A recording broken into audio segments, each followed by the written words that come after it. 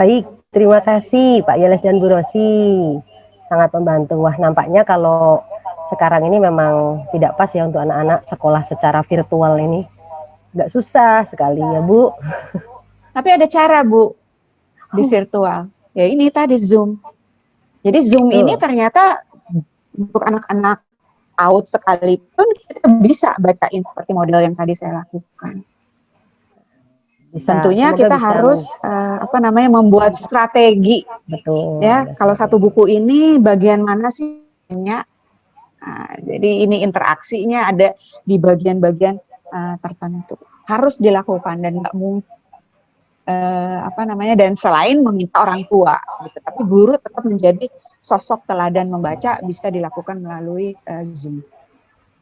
Oke, semoga bisa dilakukan Ibu Bapak Guru. Ya, Semangat.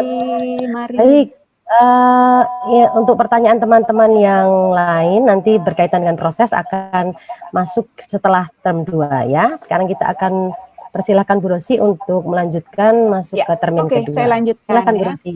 Tadi setelah kita melakukan persiapan, jadi tahu bukunya, tahu tahapan membaca anak, kemudian tahu tujuannya, tadi anak-anak terpapar dengan beberapa genre dan topik, sekarang kita masuk ke sebelum membacakan buku. Jadi sebelum membacakan nyaring, atau membacakan buku, selalu mulai dengan percakapan pembuka. Jadi kalau di rumah mungkin nggak formal, tapi kalau di kelas mungkin lebih formal. Kalau di rumah ya mungkin, ayo, nah adek, sekarang ibu mau bacain buku atau bapak mau bacain buku. Nah itu sebagai tanda aja ya. Kemudian tunjukkan sampul buku ya, dan menyebutkan gambaran singkat apa yang akan terjadi di dalam buku atau mengajak anak untuk memprediksi. Ya. Sebut judul, penulis, dan pengarang. Dan gali pengetahuan latar anak, ya, dan juga ya, satu buku itu bisa dibacakan beberapa kali. Salah satunya adalah membaca ilustrasi. Ini sangat penting sekali untuk mengembangkan literasi visual anak. Ya. Jadi melalui ilustrasi ini kita bisa justru membuat itu sebagai pembelajaran. Ya. Dan juga tentunya berlatih untuk membaca supaya menarik. Ya. Kemudian saat membacakan buku, bantu anak untuk mendengar. Ya, biasanya jangan terlalu cepat, gitu ya. Pokoknya biar anak menikmati. Ya, kalau anak masih kecil tentunya harus lebih lambat. Ya. Kemudian ajak anak terlibat dan interaksi dengan buku. Ya, bisa melalui gambar, ya bisa menunjuk, ya kemudian bangun dialog dengan anak-anak menggunakan buku, minta anak-anak bertanya, jadikan ajang diskusi, ya. Ubah pertanyaan terbuka, ubah pertanyaan menjadi pertanyaan terbuka. Jadi jangan pernah terjebak ya meminta anak untuk menjawab ya atau tidak, gitu ya. Jadi inilah yang harus diubah. Jadi memang kitanya yang harus menyadari bahwa tidak menggunakan pertanyaan tertutup. Ya, menurut kalian apa yang terjadi setelah ini? Apa yang dapat kalian simpulkan atau pendapat kalian? Ya, kemudian menurut kalian mengapa penulis memasukkan unsur-unsur ini? Gunting tadi ya. Kenapa ada gunting? Gunting itu kan bahaya gitu. Tapi ini disebutkan di situ gunting mainan. Tapi tetap aja bisa. Ternyata maksud penulis itu apa? Nah, gitu ya. Karena itu memang kejadian yang dekat dengan anak ya, menggunting rambut sendiri. Kemudian petunjuk apa yang membantu kalian memahami arti kata. Ini penting karena kan salah satu tujuan dari membacakan nyaring adalah menambah kosakata anak. Jadi setiap ada kosakata kita harus bahas itu, harus ngobrol itu. Make sure bahwa anak-anak memahami kosakata baru atau konsep baru. Ya. Kemudian ajak anak-anak mengungkapkan secara lisan apa yang didengar. Ya, biasanya anak kan dengar, terus dia punya pemikiran. Ya. Ajak anak untuk mengungkapkan itu. Ini yang disebut think aloud. Lalu saat membacakan nyaring, ya, ini ada tekniknya. Untuk anak-anak pra membaca dan membaca dini, yang ditunjuk adalah gambar. Ya. Kemudian biarkan anak membalik-balikan halaman. Ya, kalau anaknya sendiri, ya. Tapi kalau anak di kelas mungkin yang nggak bisa begitu, tapi dia tahu bahwa buku itu bisa dibolak-balik. Ya. Untuk tahapan membaca dini, ini mulai membaca bergiliran kata atau kalimat atau teks. Nah, ini sudah boleh kalau anak-anak sudah mulai mau masuk SD, ya. Kemudian tahu apa yang terjadi di gambar, ini penting banget, ya. Lakukan pengulangan saat Anda membaca gambar, ini apalagi untuk pra membaca, gitu ya. Lakukan pengulangan-pengulangan. Jadi satu kata itu bisa 2 atau 3 kali, bahkan 4 kali diulang. Ya. Kemudian bacakan buku yang sama berulang-ulang. Ini tadi. Ya. Jadi inilah memang untuk pra membaca dan membaca dini. Jadi jangan terburu-buru untuk loncat ke beragam buku yang bervariasi. Tapi biarkan tentunya dipilih sesuai dengan kebutuhan si anak. Gitu ya. Kemudian membaca awal, gerakan jari ya di bawah teks tertulis dan gambar. Ya. Kalau membaca lancar dan seterusnya, biasanya kita hanya membaca teks. Ya. Kemudian saat membaca penyaring untuk tahapan membaca awal, ini untuk tadi mempersiapkan anak belajar membaca, ya, adalah aktifkan fitur-fitur di dalam teks. Ya. Ada huruf, ada suku kata, ada awalan atau akhiran. Ini coba dikomunikasi dengan anak melalui kegiatan-kegiatan. Ya. Ya, kalau huruf biasanya mana huruf awalnya gitu, huruf awal ya, supaya anak-anak memahami itu. Juga suku kata, ya, biasanya ada suku kata 2, kata dengan suku kata 2 bisa bertepuk gitu ya, atau 3 tepuk 3. Inilah cara-cara inilah yang mempersiapkan anak belajar membaca ya. Tidak spesifik kita ngajarin anak belajar membaca, tetapi mengekspos anak dengan fitur-fitur di dalam teks yang ada hubungannya dengan unsur-unsur yang dibutuhkan anak untuk belajar membaca. Ya. Lalu kosakata, frasa, tanda baca ini juga penting. Ya, anak-anak merasakan itu melalui contoh tadi, ya, intonasi segala itu kan menggunakan tanda baca. Ya. Lalu setelah membacakan nyaring, minta anak-anak mengajukan pertanyaan. Ya. Ajukan pertanyaan kalau anak-anak tidak bertanya. Nah, ini bisa menggunakan 5-finger retell. Jadi merangsangnya anak untuk menceritakan kembali itu tadi. Karakternya yang mana tadi? Siapa aja karakternya? Ya. Kemudian kejadiannya ada di mana? Setting. Ya. Tadi kira-kira malam atau siang hari? Itu adalah waktu. Ya, setting waktu. Kemudian diawali dengan apa? Atau diakhiri dengan apa? Biasanya anak-anak lebih hafal akhirnya, baru kita urut ke awalnya, tengahnya. Nah, ini adalah cara anak-anak untuk meminta anak untuk menceritakan kembali menggunakan unsur-unsur yang ada di dalam sebuah cerita. Kan? Dan penting sekali meletakkan buku atau materi bacaan yang tadi kita bacakan di tempat yang mudah dijangkau anak. Karena apa tadi? Yang sangat instan adalah anak biasanya mau membaca buku yang tadi kita bacakan. Bahkan mungkin kalau di perpustakaan mengalami bahwa anak-anak berebut buku yang tadi dibacakan oleh guru atau oleh petugas perpustakaan. Ya. Kemudian membacakan nyaring tahapan membaca lancar. Ini manfaatnya untuk apa? Memperkaya kelas. Jadi kelas ini ada beberapa kegiatan ya, membaca teks bersama, ada diskusi, ada koneksi terhadap konten, membantu pemahaman anak menjadi lebih baik. Dan juga ketika kita membacakan nyaring itu kita sedang mencontohkan strategi membaca. Dan juga berbagi kecintaan membaca. Ini exposure kepada jenis bacaan, penulis, genre, dan tema.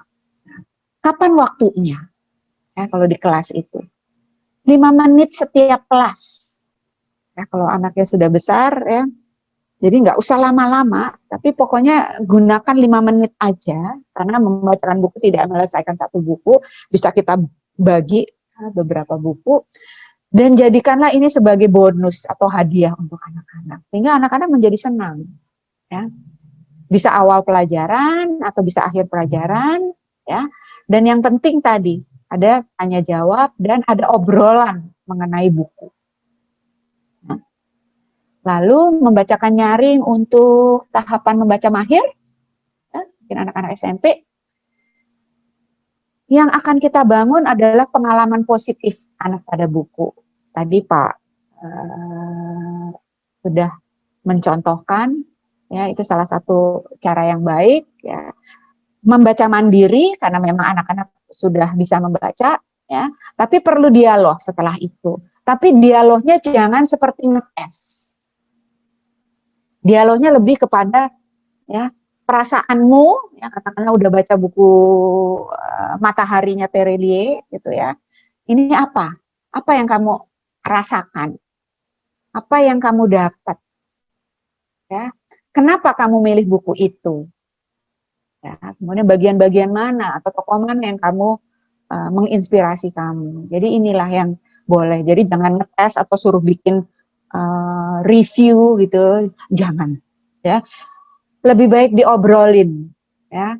Karena ya manusia itu sebenarnya kan pada dasarnya makhluk yang namanya senang ngobrol gitu ya. Jadi kalau membuat buku itu menarik, ya kita lakukan ngobrol. Ya. Dan juga penting tadi diskusi mengenai kosakata. Kalau ada kosakata baru, kosakata canggih gitu ya kan sekarang sudah banyak muncul. Ini harus dibicarakan. Dan juga ya tadi meningkatkan kefasihan membaca. Karena membaca itu tidak mungkin bisa dilakukan tadi fakta kedua kalau kita tidak melakukan kegiatan membaca. Jadi semakin kita membaca akan semakin fasih.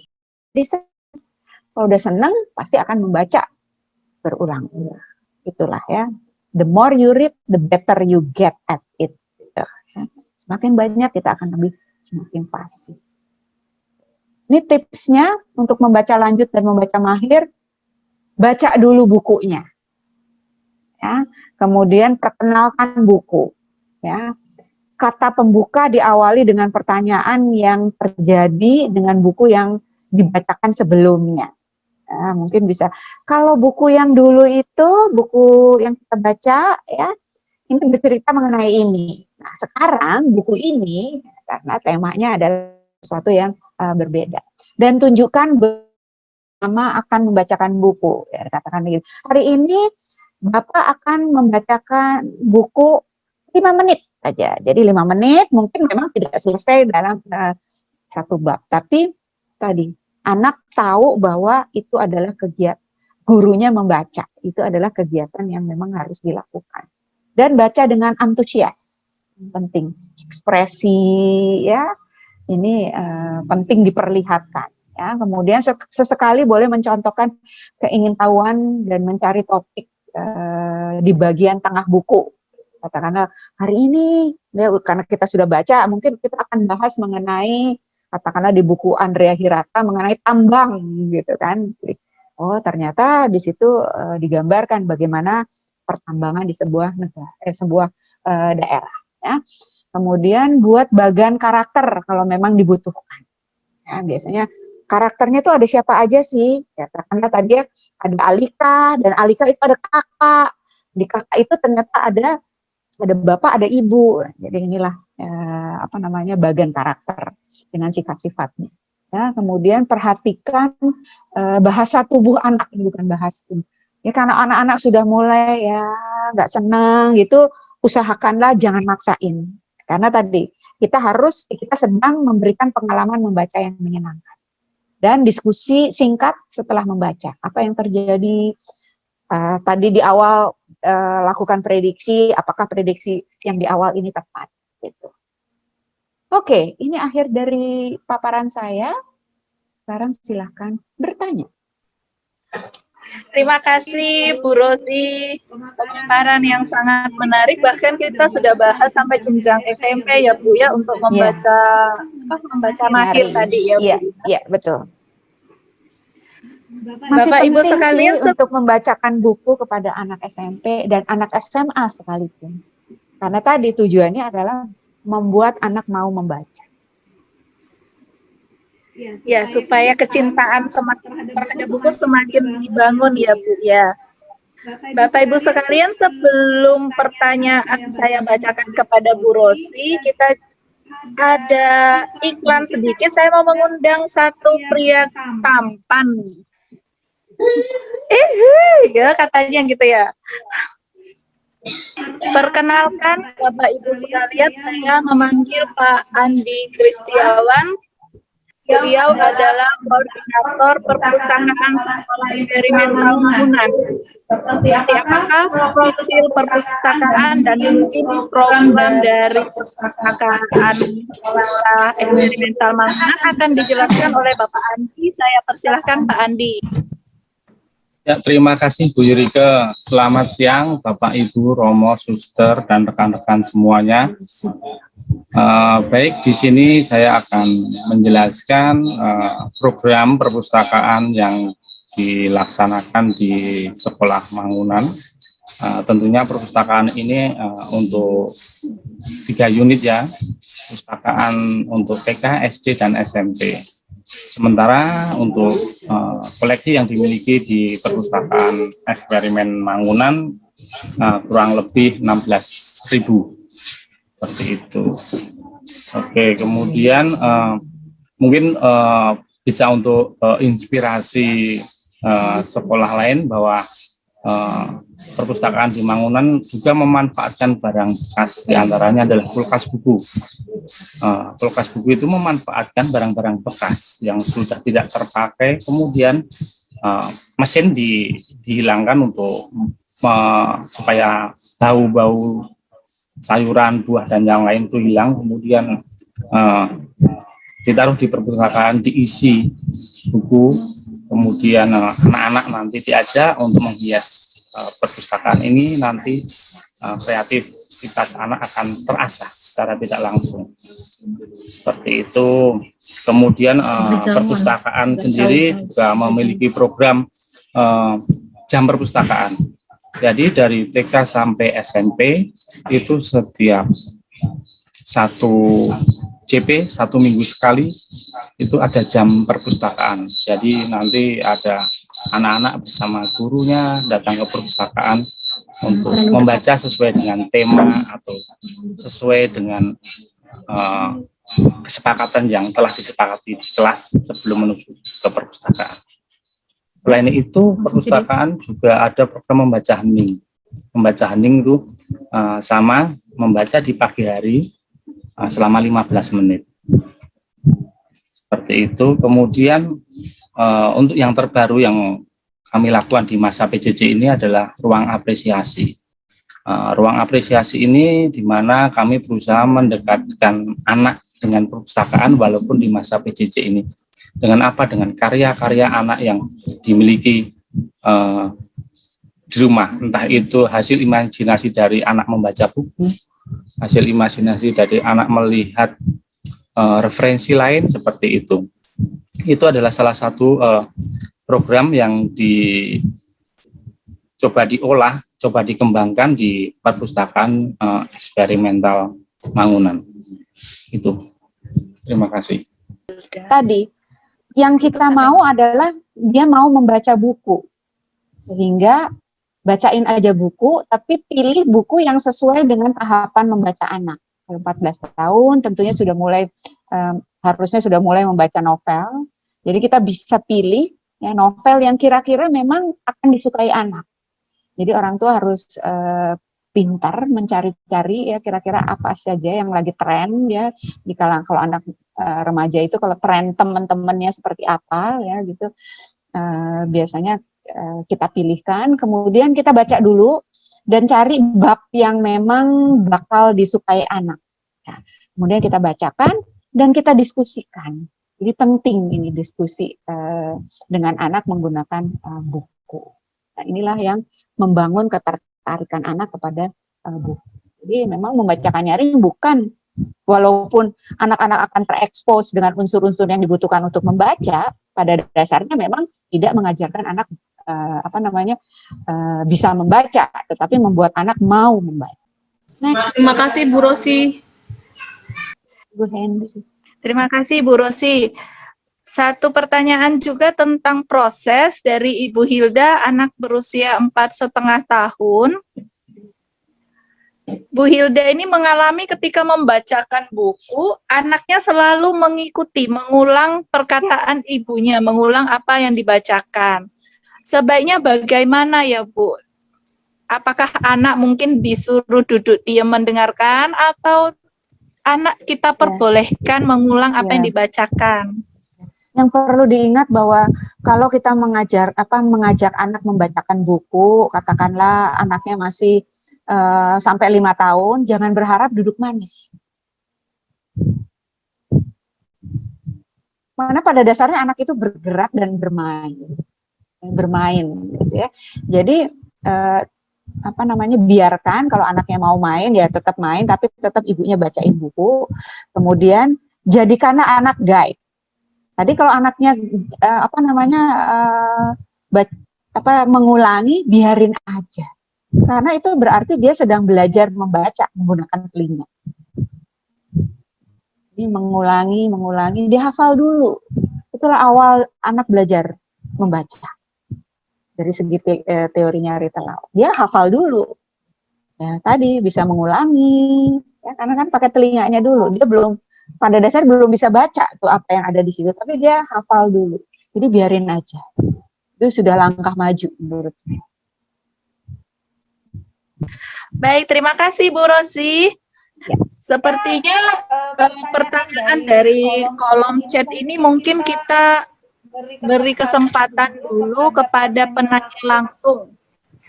Dipandu oleh Ibu cakep kita, Bu Putri. Baik, terima kasih Bu Yurke, terima kasih Bu Rosi. Tadi ada teman kita yang tidak dapat kesempatan waktu di termin yang pertama. Nah, ini saya berikan waktu untuk open mic. Tadi kalau tidak salah saya lihat Ibu Anggraini. Apakah masih ada Ibu Anggraini? Ibu Anggraini. Iya, masih ada. Monggo Ibu, saya persilahkan untuk bertanya langsung. Bu Rosi izin bertanya. Terima kasih, ini materinya bagus banget. 1, 2, 3, 1, 2, 3. Bentar ya, Dek, mau tanya dulu. 1, 2, 3, 1, 2, 3. Ingin ikut bertanya ya, Dek? Bu, tadi kan ketika membacakan buku untuk anak kan pasti ada tujuannya kan, yang ingin sampaikan ke anak. Nah, 1, 2, 3, tapi kadang-kadang di tengah-tengah itu anak itu bertanya halaman itu lagi, dan akhirnya bacanya tuh nggak sampai selesai. Kebetulan anak saya umur 5 tahun. Nah, ini yang penting itu menyelesaikannya sampai akhir, atau ya nggak apa-apa yang ditanyakan itu aja yang diselesaikan. Terus pertanyaan kedua itu, idealnya ketika membacakan buku itu posisinya itu gimana gitu? Karena kadang-kadang saya itu kan anak saya sebelum tidur minta dibacain, akhirnya sambil tiduran gitu Bu. Jadi sambil tidur gitu, bisa dibayangin ya Bu ya. Jadi bukunya gitu. Nah itu boleh nggak gitu Bu? Dan waktu yang pas kalau membacakan buku buat anak usia dini itu pagi kah atau menjelang tidur kah gitu? Itu sih Bu. Terima kasih Bu Rosi. Jadi tadi yang pertama, saya jadi sampai lupa. Yang terakhir aja dulu. Yang terakhir itu waktunya amat sangat tergantung dengan kesiapan anak. Ya, kalau anaknya maunya pagi, ya ibunya juga kesiapan kedua belah pihak lah. Jadi anak siapnya malam, ya malam. Kemudian anak siapnya pagi, ya pagi. Jadi pilih waktu yang memang cocok buat kedua belah pihak. Kemudian tadi posisinya, ya. Prinsipnya adalah anak harus melihat buku yang kita bacakan. Itu saja. Jadi either lagi duduk, ya lagi tiduran, itu boleh. Tadi sorry pertanyaan pertamanya saya jadi lupa. Itu anak bertanya di tengah-tengah. Oh iya, ya. Jadi tadi selalu pesannya membacakan buku tidak menyelesaikan satu buku, tetapi menikmati proses tanya jawab. Jadi kalau anak bertanya harus dijawab pada saat itu. Jangan menunda. Karena ya apa namanya anak itu begitu bertanya itu pasti di sininya tuh udah ada kupu-kupu yang mengganggu dia. Jadi usahakanlah itu dijawab.